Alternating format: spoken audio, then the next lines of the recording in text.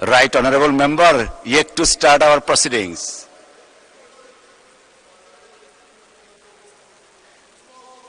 All right. Okay. একটু মাইকটা দিবেন দয়া করে সম্মানিত সদস্যকে প্লিজ। মাননীয় স্পিকার, আপনাকে ধন্যবাদ। গত কার্য দিবসে আমাকে চিঠি মারফত জানানো হয় আমি একটি নোটিশ দিয়েছিলাম সীমান্ত হত্যাকাণ্ড এবং পুশিং সম্পর্কিত একটি বিশেষ আলোচনা করার প্রস্তাব দিয়ে চিঠি দিয়েছিলাম। মুলতবি শাখা থেকে চিঠি দিয়ে আমাকে জানানো হয় আজকে এই বিষয়টি আলোচনা করার জন্য গৃহীত হয়েছে এবং এর অনুলিপি স্বরাষ্ট্র মন্ত্রণালয় এবং পররাষ্ট্র মন্ত্রণালয়ে পাঠানো হয়েছে।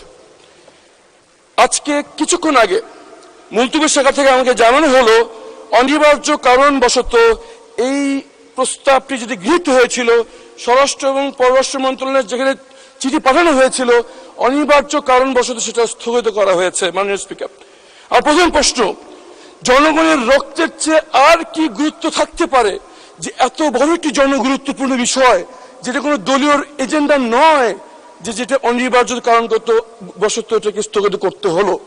দ্বিতীয় প্রশ্ন, এটি যে স্থগিত হলো পরবর্তী কবে এটা আলোচনার জন্য নির্ধারিত হবে দয়া করে এই হাউসকে অবহিত করা হোক, এটা আমার প্রশ্ন। মাননীয় স্পিকার, আপনাকে ধন্যবাদ। অসংখ্য ধন্যবাদ রাইট অনারেবল মেম্বার। নোটিশটা আমার সামনেও আছে। Since it has been accepted and স্থগিত করা হয়েছে, নিশ্চয়ই স্থগিত তো এটাকে স্থগিত মানে কি টেম্পোরারি একটা মেজার।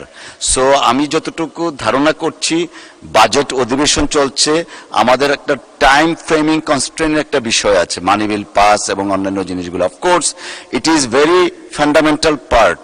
ইনশাআল্লাহ আমরা প্রত্যাশা করছি স্থগিতাদেশ প্রত্যাহার পূর্বক কোনো এক সময় আলোচনা হবে। অসংখ্য ধন্যবাদ মাননীয় সদস্য আপনাকে।